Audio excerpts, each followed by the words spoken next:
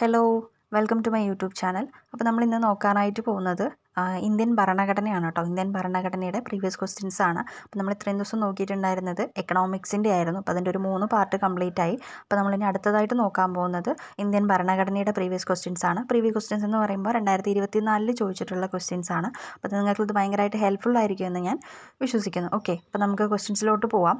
ആദ്യത്തെ ചോദ്യം, താഴെ തന്നിരിക്കുന്നവയിൽ ജസ്റ്റിസ് ഫാത്തിമ ബീവിയെക്കുറിച്ചുള്ള ശരിയായ പ്രസ്താവന ഏത്? അപ്പോൾ ഫാത്തിമ ബീവിയെക്കുറിച്ചുള്ള ശരിയായ പ്രസ്താവന ഏതാണെന്നാണ് ക്വസ്റ്റ്യൻ.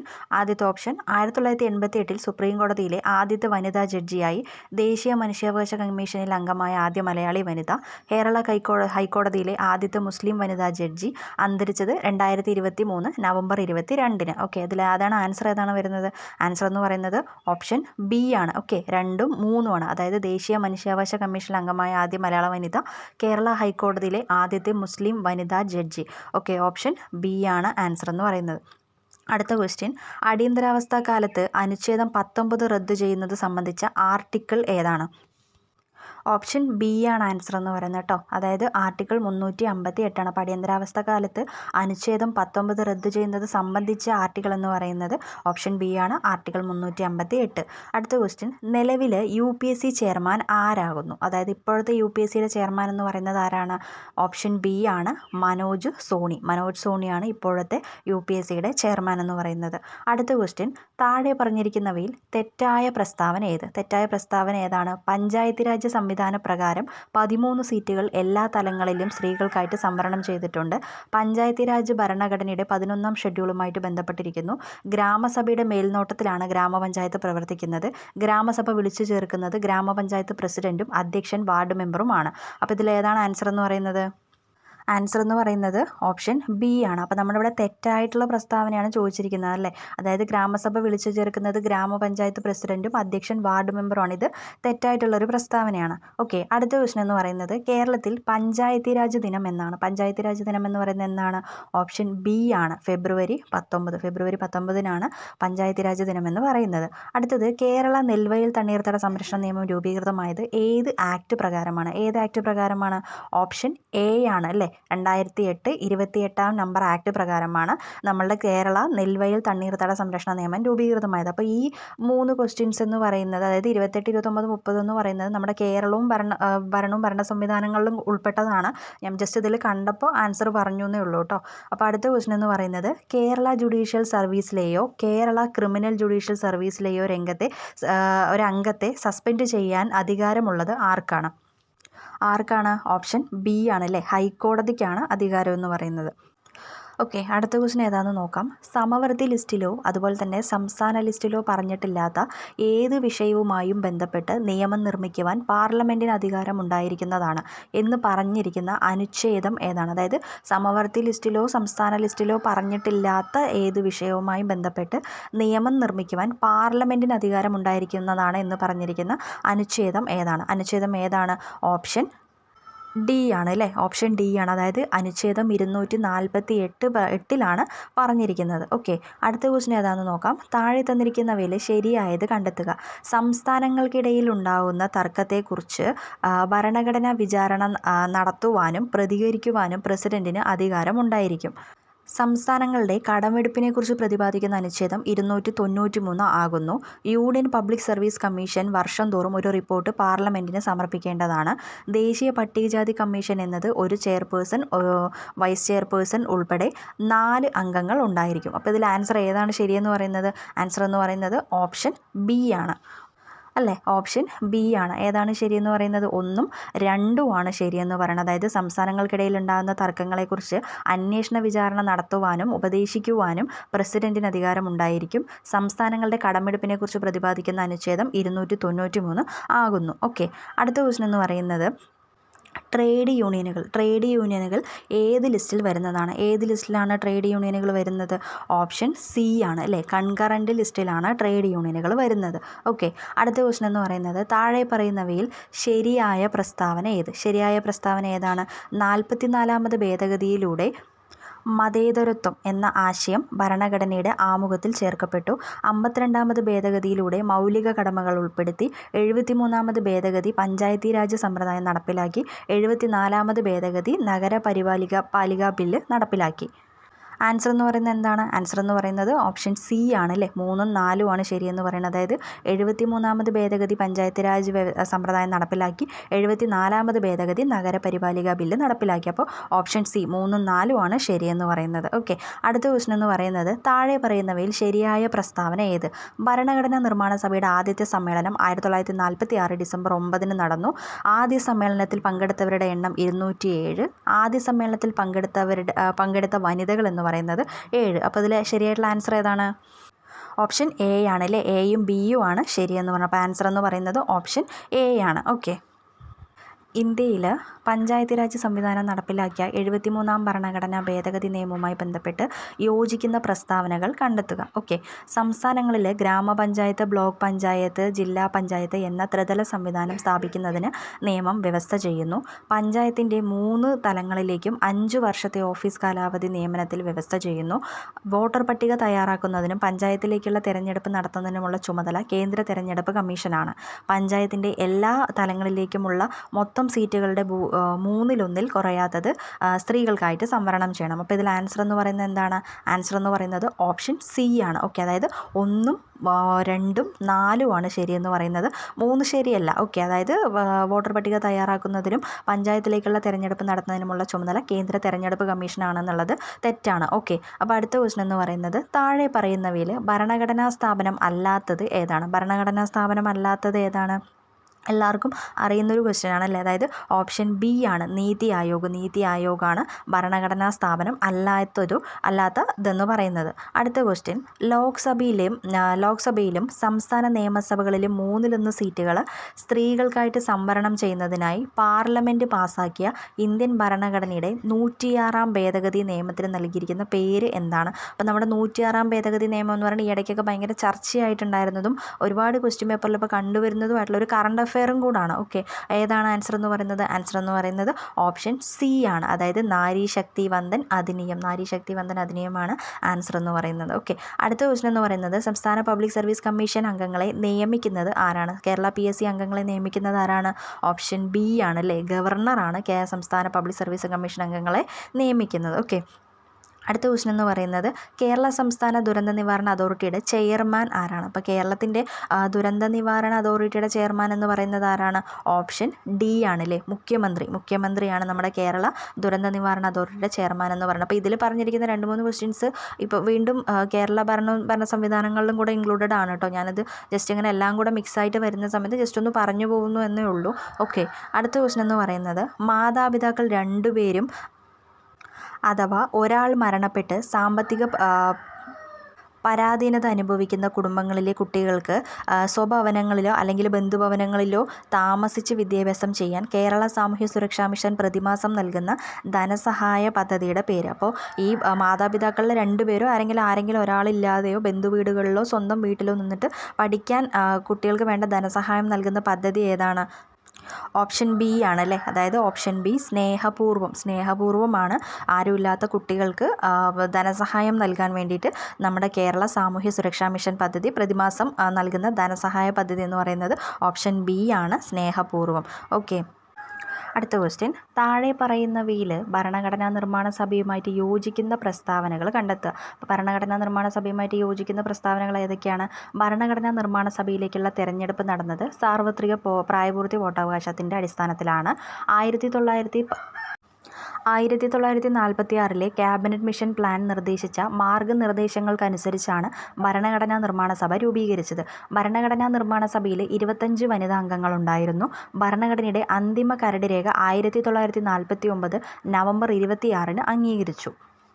ആൻസർ എന്ന് പറയുന്നത് എന്താണ്? ആൻസർ എന്ന് പറയുന്നത് ഓപ്ഷൻ ഡി ആണ്, 2ഉം 4ഉം മാത്രം. അതായത് 1946 ക്യാബിനറ്റ് മിഷൻ പ്ലാൻ നിർദ്ദേശിച്ച മാർഗനിർദ്ദേശങ്ങൾക്കനുസരിച്ചാണ് ഭരണഘടനാ നിർമ്മാണ സഭ രൂപീകരിച്ചത്. അതുപോലെ തന്നെ ഭരണഘടനയുടെ അന്തിമ കരട് 1949 നവംബർ 26 അംഗീകരിച്ചു. ഓക്കെ, അടുത്ത ക്വസ്റ്റൻ എന്ന് പറയുന്നത് ഇന്ത്യൻ ഭരണഘടനയുടെ ആമുഖവുമായിട്ട് ബന്ധപ്പെട്ട് യോജിക്കുന്ന പ്രസ്താവന അല്ലെങ്കിൽ പ്രസ്താവനകൾ കണ്ടെത്തുക. അതായത് ഞങ്ങൾ ഇന്ത്യയിലെ ജനങ്ങൾ എന്ന വാക്കുകളായാണ് ആമുഖം ആരംഭിക്കുന്നത്.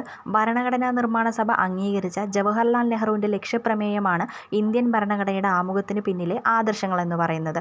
1976 42-ാം ഭരണഘടനാ ഭേദഗതി നിയമത്തിലൂടെ ഇന്ത്യൻ ഭരണഘടനയുടെ ആമുഖത്തിൽ സെക്യുലർ എന്ന പദം ചേർത്തു. ആമുഖം എന്ന ആശയം കടമെടുത്തിരിക്കുന്നത് ഫ്രഞ്ച് ഭരണഘടനയിൽ നിന്നാണ്.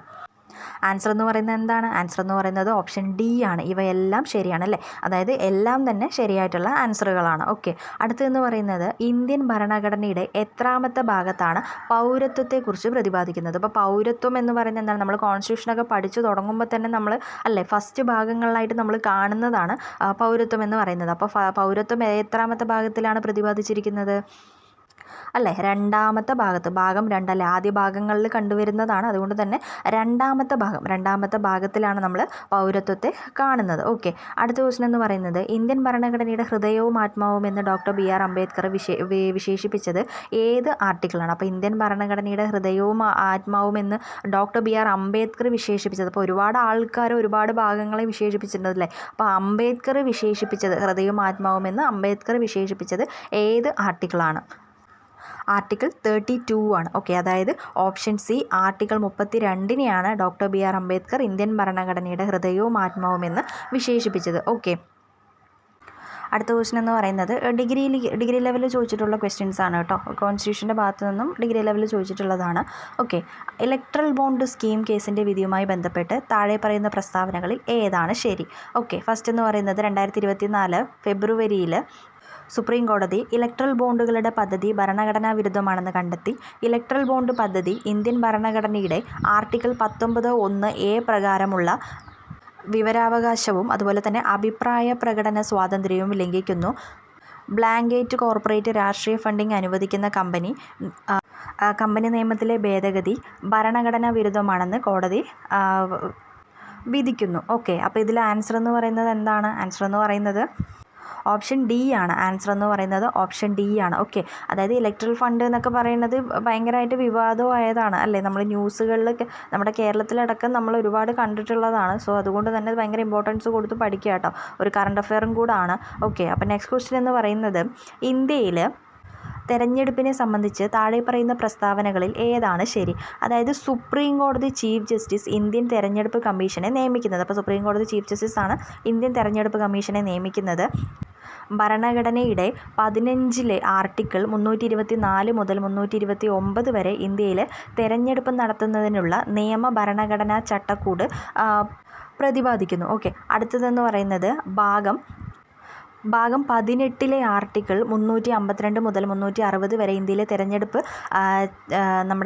ഇന്ത്യയിൽ തെരഞ്ഞെടുപ്പ് നടത്തുന്നതിനുള്ള ചട്ടക്കൂടിനെ കുറിച്ച് പ്രതിപാദിക്കുന്നു. അതുപോലെ ഇന്ത്യൻ തെരഞ്ഞെടുപ്പ് കമ്മീഷനിൽ 5 മുഴുവൻ സമയ കമ്മീഷണർമാരുണ്ട്. അപ്പോൾ ഇതിൽ ആൻസർ ഏതാണ് ശരിയെന്ന് പറയുന്നത്? ആൻസർ എന്ന് പറയുന്നത് ഓപ്ഷൻ ബി ആണ് അല്ലേ? അതായത് നമ്മുടെ ഭരണഘടനയിൽ 15ാമത്തെ ഭാഗത്ത് 324 മുതൽ 329 വരെയാണ് നമ്മുടെ തെരഞ്ഞെടുപ്പ് കമ്മീഷനെ കുറിച്ച് പ്രതിപാദിക്കുന്നത്. ഓക്കെ, അപ്പോൾ ഓപ്ഷൻ എന്ന് പറയുന്നത് ബി ആണ്. ഓക്കെ, അടുത്ത ക്വസ്റ്റൻ എന്ന് പറയുന്നത് കേരള അഡ്മിനിസ്ട്രേറ്റീവ് സർവീസ് അതായത് KASമായിട്ട് ബന്ധപ്പെട്ട് താഴെ പറയുന്ന പ്രസ്താവനകൾ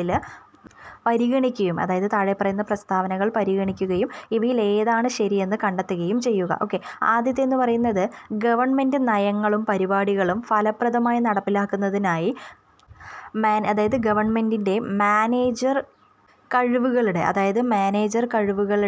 രണ്ടാം നിരയായി പൊതുസേവകരുടെ ഒരു കേഡർ ഉണ്ടാക്കുക എന്നതാണ് KASൻ്റെ ലക്ഷ്യം. ഓക്കെ, അടുത്തതെന്ന് പറയുന്നത് KASൽ KAS officer junior time scale അതായത് KAS എന്ന് പറയുന്ന junior time scale, KAS officer selection guide scale, KAS officer super time scale എന്നീ ഉദ്യോഗസ്ഥർ ഉൾപ്പെടുന്നു. അടുത്തതെന്ന് പറയുന്നത് നമ്മുടെ KASൽ ചേരുന്ന ഒരു ഉദ്യോഗസ്ഥൻ സംസ്ഥാന സർവീസിൽ ജൂനിയർ ടൈം സ്കെയിൽ ട്രെയിനി ആയിട്ട് കരിയർ ആരംഭിക്കും.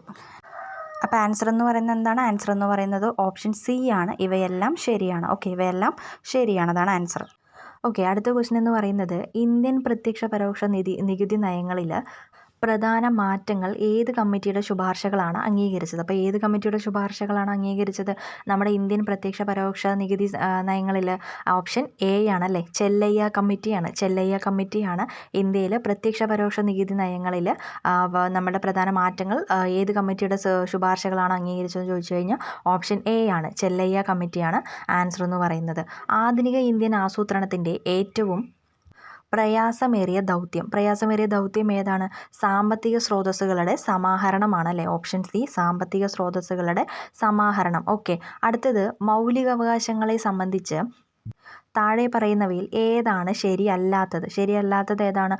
ഓപ്ഷൻ എ എന്ന് പറയുന്നത് മൗലികാവകാശങ്ങൾ സ്വഭാവത്തിൽ ന്യായമാണ്. ഓക്കെ, അടുത്തത് ഇന്ത്യൻ ഭരണഘടനയുടെ 3-ാം ഭാഗത്തിൽ മൗലികാവകാശങ്ങൾ രേഖപ്പെടുത്തിയിട്ടുണ്ട്.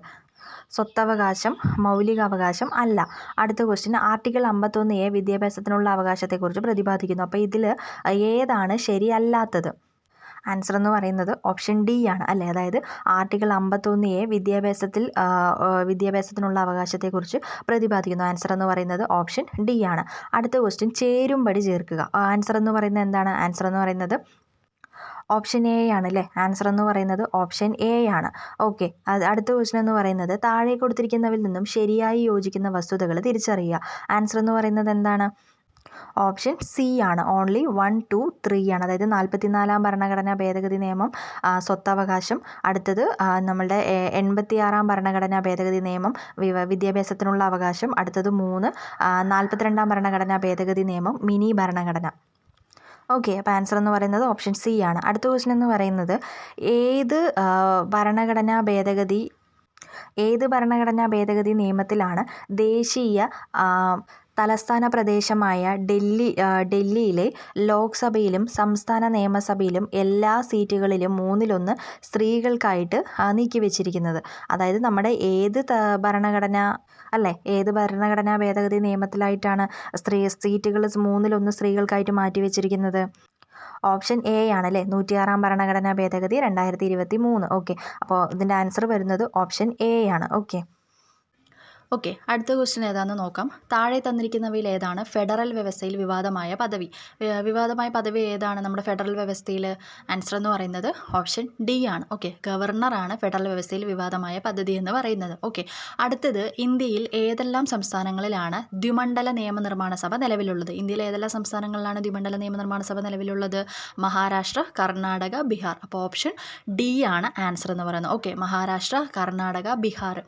തോമസ് ഹെയർ എന്ന ബ്രിട്ടീഷുകാരനാണ് ഏക കൈമാറ്റ വോട്ട് വ്യവസ്ഥ അഥവാ ഹെയർ വ്യവസ്ഥയുടെ ഉപജ്ഞാതാവ് എന്ന് ഏത് കൃതിയിലാണ് അദ്ദേഹം ഈ വ്യവസ്ഥ അവതരിപ്പിച്ചത്? അപ്പോൾ ഏത് വ്യവസ്ഥയിലാണ് അദ്ദേഹം ഇത് അവതരിപ്പിച്ചിരിക്കുന്നത്? ഓപ്ഷൻ ബി ആണ്. Okay, missionary of representation. അതായത് നമ്മുടെ തോമസ് ഹെയർ എന്ന ബ്രിട്ടീഷുകാരനാണ് ഏക കൈമാറ്റ വോട്ട് വ്യവസ്ഥ അഥവാ ഹെയർ വ്യവസ്ഥയുടെ ഉപജ്ഞാതാവ്. ഏത് കൃതിയിലാണ് അദ്ദേഹം ഈ വ്യവസ്ഥ അവതരിപ്പിച്ചത്? ഓപ്ഷൻ ബി ആണ്, മിഷണറി ഓഫ് റെപ്രസെൻറ്റേഷൻ. അടുത്തത്, നാരി ശക്തി വന്ദൻ അധിനിയം ബില്ലിൽ രാഷ്ട്രപതി ഒപ്പുവെച്ചത്? എല്ലാവർക്കും ശ്രദ്ധിച്ചാൽ മനസ്സിലാവും, നമ്മൾ ഈ നാരീശക്തി എന്നുള്ളത് ഇപ്പോൾ തന്നെ ഇത് 3-4-ാമത്തെ തവണയായില്ലേ ഇത് വായിക്കുന്നു. സോ ഇതിൻ്റെ ഇമ്പോർട്ടൻസ് എത്രത്തോളം ഉണ്ടെന്നുള്ളത് മനസ്സിലാക്കുക. ഓക്കെ, അപ്പോൾ നാരീശക്തി വന്ദൻ അധിനിയം ബില്ല് രാഷ്ട്രപതി ഒപ്പുവെച്ചത് എന്നാണ്? ഓക്കെ, ആൻസർ എന്ന് പറയുന്നത് ഓപ്ഷൻ ഡി ആണ്, 2023 സെപ്റ്റംബർ 28-നാണ് നാരീശക്തി വന്ദന അധിനിയം ബിൽ രാഷ്ട്രപതി ഒപ്പുവെച്ചത്. ഓക്കെ, അടുത്തത്, ഇന്ത്യയിലെ ഏത് സൈനിക വിഭാഗത്തിനാണ് പുതിയ പാർലമെൻറ്റ് മന്ദിരത്തിൻ്റെ നിലവിലുള്ള സുരക്ഷാ ചുമതല എന്ന് പറയുന്നത്? അപ്പോൾ നിലവിലുള്ള പാർലമെൻറ്റിൻ്റെ സുരക്ഷാ ചുമതല എന്ന് പറയുന്നത് നമ്മുടെ CISF-നാണ് നിലവിലുള്ള സുരക്ഷാ ചുമതല എന്ന് പറയുന്നത്. ഓക്കെ, അടുത്തതൊരു കറണ്ട് അഫെയർ ആണ്, ജസ്റ്റ് അതുകൂടെ ഒന്ന് നോക്കാം. ഓക്കെ, കേരളത്തിലെ എംപ്ലോയ്മെൻറ്റ് എക്സ്ചേഞ്ചുകളിൽ പേര് രജിസ്റ്റർ ചെയ്തിട്ടും തൊഴിൽ ലഭിക്കാത്ത മുതിർന്ന പൗരന്മാർക്കുള്ള സ്വയം തൊഴിൽ പദ്ധതി ഏതാണ്? ഓപ്ഷൻ സി ആണ് കേട്ടോ, നവജീവനാണ് നമ്മുടെ കേരളത്തിലുള്ള എംപ്ലോയ്മെൻറ്റ് എക്സ്ചേഞ്ചുകളിൽ പേര് രജിസ്റ്റർ ചെയ്തിട്ടും തൊഴിൽ ലഭിക്കാത്ത മുതിർന്ന പൗരന്മാർക്കുള്ള സ്വയം തൊഴിൽ പദ്ധതിയാണ് നമ്മുടെ ഓപ്ഷൻ സി, നവജീവൻ എന്ന് പറയണം. Okay, option C, Navajeevan. അടുത്തത്, അയ്യങ്കാളി നഗര തൊഴിലുറപ്പ് പദ്ധതിയുടെ ദിവസവേതനം എത്ര രൂപയായിട്ടാണ് വർദ്ധിപ്പിച്ചത്? എത്ര രൂപയാണ് എന്നല്ല ചോദിച്ചിരിക്കുന്നത്, എത്ര രൂപയായിട്ടാണ് വർദ്ധിപ്പിച്ചിരിക്കുന്നത്? ഓപ്ഷൻ എ 22 രൂപ.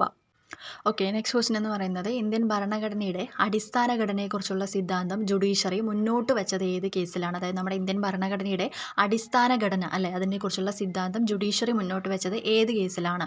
Option C Kesavananda Bharati case. Kesavananda Bharati കേസിലാണ് ഇന്ത്യൻ ഭരണഘടനയുടെ അടിസ്ഥാന ഘടനയെക്കുറിച്ചുള്ള സിദ്ധാന്തം ജുഡീഷ്യറി മുന്നോട്ട് വെച്ചത്. ഓക്കെ, അടുത്തത് ഇന്ത്യയിലെ തദ്ദേശ സ്വയംഭരണ സ്ഥാപനങ്ങൾക്ക് ഭരണഘടനാപരമായ അംഗീകാരം ശുപാർശ ചെയ്ത കമ്മിറ്റി. തദ്ദേശ സ്വയംഭരണ സ്ഥാപനങ്ങൾക്ക് ഭരണഘടനാപരമായ അധികാരം ശുപാർശ ചെയ്ത കമ്മിറ്റിയാണ് option B P K. Thungon committee. Okay, P K. Thungon committee. ഇതിൽ ആരാണ് നിയോജക മണ്ഡലങ്ങളിൽ സംവരണ മണ്ഡലങ്ങൾ തീരുമാനിക്കുന്നതെന്ന് കണ്ടെത്തുക? ആരാണ്? ഓപ്ഷൻ സി ആണല്ലേ, അതിർത്തി നിർണയ കമ്മീഷൻ. അതിർത്തി നിർണയ കമ്മീഷനാണ് ഇന്ത്യയിലെ നിയോജക മണ്ഡലങ്ങളിൽ സംവരണ മണ്ഡലങ്ങൾ തീരുമാനിക്കുന്നത്. ഓക്കെ, ഓപ്ഷൻ സി ആണ് ആൻസർ എന്ന് പറയുന്നത്, അതിർത്തി നിർണയ കമ്മീഷൻ. ഓക്കെ, ഭരണഘടനാ നിർമ്മാണ സഭയുടെ ഡ്രാഫ്റ്റിംഗ് കമ്മിറ്റിയുടെ ചെയർമാൻ ആരായിരുന്നു? ഭരണഘടനാ നിർമ്മാണ സഭയുടെ ഡ്രാഫ്റ്റിംഗ് കമ്മിറ്റി ചെയർമാൻ ആരായിരുന്നു? PSC ഒക്കെ പഠിക്കുന്ന കാലം തൊട്ട് നമ്മൾ പഠിക്കുന്നതായിരിക്കില്ല ഇതൊക്കെ. ഓക്കെ, ഡ്രാഫ്റ്റിംഗ് കമ്മിറ്റിയുടെ ചെയർമാൻ എന്ന് പറയുന്നത് ഓപ്ഷൻ സി ആണ്, doctor B R Ambedkar. Doctor B R Ambedkar ആണ് ഡ്രാഫ്റ്റിംഗ് കമ്മിറ്റിയുടെ ചെയർമാൻ എന്ന് പറയുന്നത്.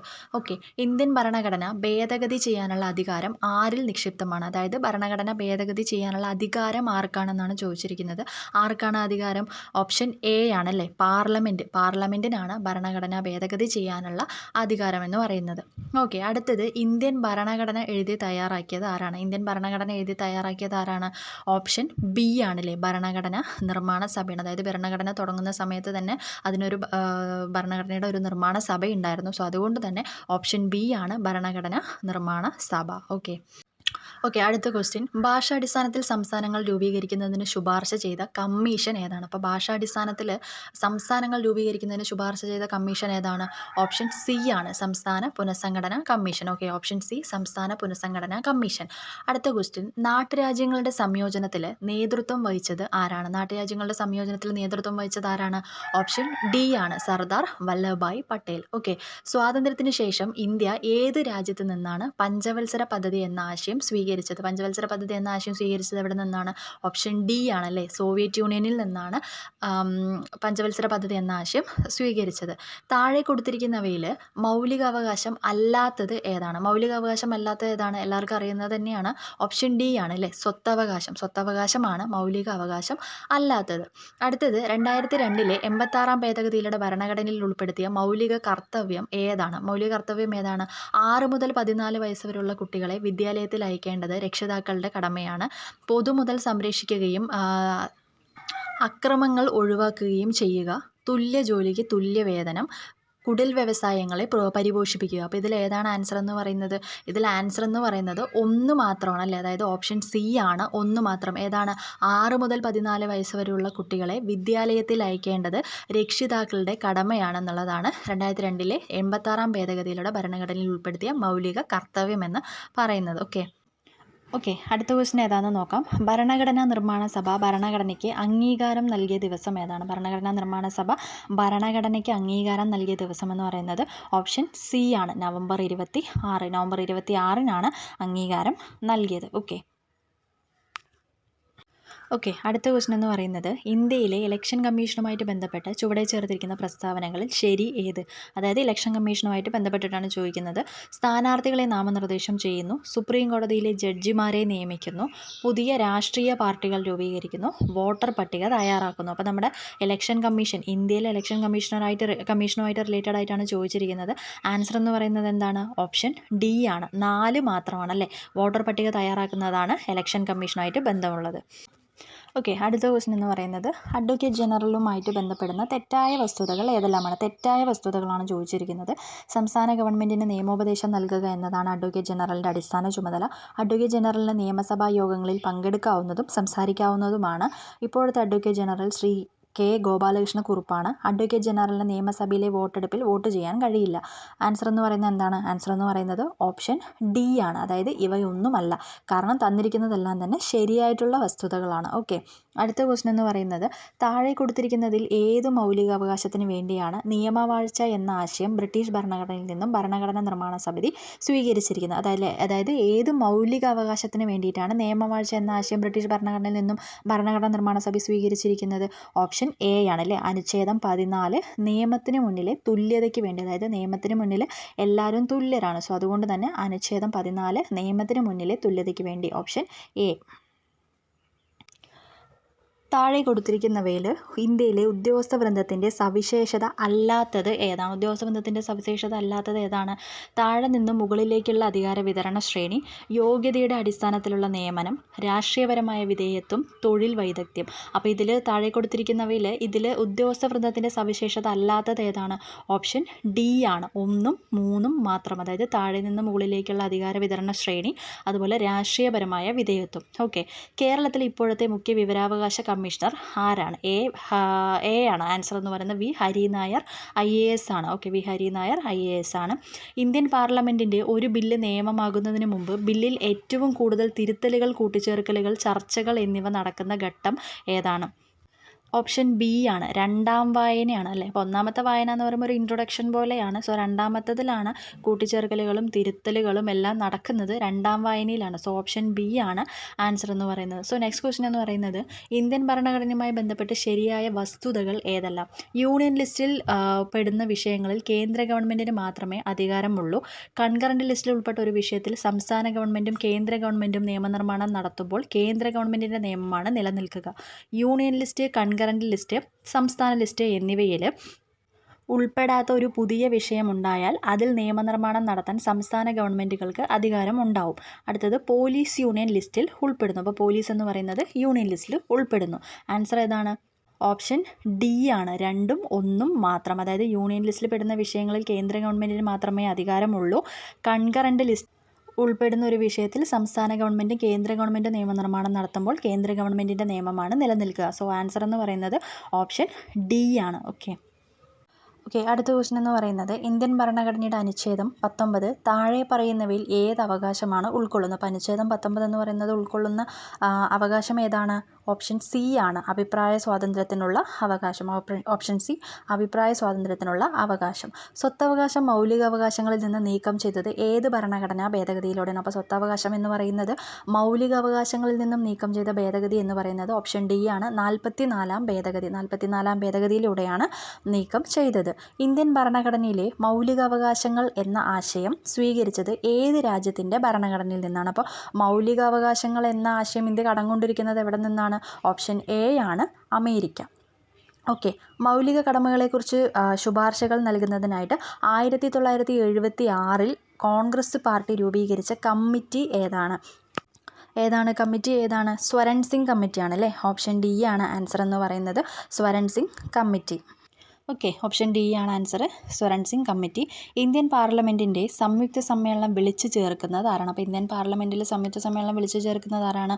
ഓപ്ഷൻ ബി ആണ് അല്ലേ, രാഷ്ട്രപതിയാണ് സംയുക്ത സമ്മേളനം വിളിച്ചു ചേർക്കുന്നത്. ഓക്കെ, അടുത്ത ക്വസ്റ്റ്യൻ എന്ന് പറയുന്നത് ഭരണഘടനാ അസംബ്ലിയുമായി ബന്ധപ്പെട്ട് താഴെ പറയുന്ന പ്രസ്താവനകൾ പരിഗണിക്കുക.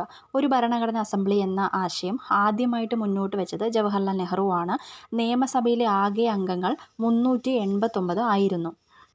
മഹാത്മാഗാന്ധി ഭരണഘടനാ അസംബ്ലിയിലെ അംഗമായിരുന്നു. മുകളിൽ നൽകിയിരിക്കുന്ന പ്രസ്താവനകളിൽ എന്താണ് ശരി? അതായത് ഏതാണ് ശരിയെന്നാണ് ചോദിച്ചിരിക്കുന്നത്.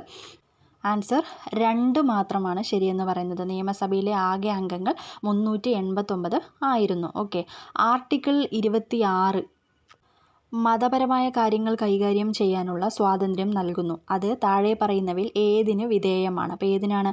പൊതുക്രമം, ധാർമ്മികത, ആരോഗ്യം. ആൻസർ ഏതാണ്? ഓപ്ഷൻ ഡി ആണ്, മുകളിൽ പറഞ്ഞവയെല്ലാം. അതായത് ആർട്ടിക്കിൾ 26 എന്ന് പറയുന്നത് മതപരമായ കാര്യങ്ങൾ കൈകാര്യം ചെയ്യാനുള്ള സ്വാതന്ത്ര്യം നൽകുന്നു. അത് താഴെ പറയുന്നവയിൽ ഏതിന് വിധേയമാണ്? പൊതുക്രമം, ധാർമ്മികത, ആരോഗ്യം, 3നും വിധേയമാണ്. അടുത്ത ചോദ്യം എന്ന് പറയുന്നത് പരിസ്ഥിതി സംരക്ഷണത്തിനും മെച്ചപ്പെടുത്തുന്നതിനും വനങ്ങളുടെയും വന്യജീവികളുടെയും സംരക്ഷണത്തിനും വ്യവസ്ഥകൾ നൽകിയിട്ടുള്ള അനുച്ഛേദം അല്ലെങ്കിൽ അനുച്ഛേദങ്ങൾ ഏതൊക്കെയാണ്? അതായത് പരിസ്ഥിതി സംരക്ഷണം മെച്ചപ്പെടുത്തുന്നതിനും വനങ്ങളുടെയും വന്യജീവികളുടെയും സംരക്ഷണം എന്നിവയ്ക്കും വേണ്ടിയിട്ട് വ്യവസ്ഥ ചെയ്തിരിക്കുന്ന അനുച്ഛേദങ്ങൾ ഏതെല്ലാമാണെന്നാണ് ചോദിച്ചിരിക്കുന്നത്.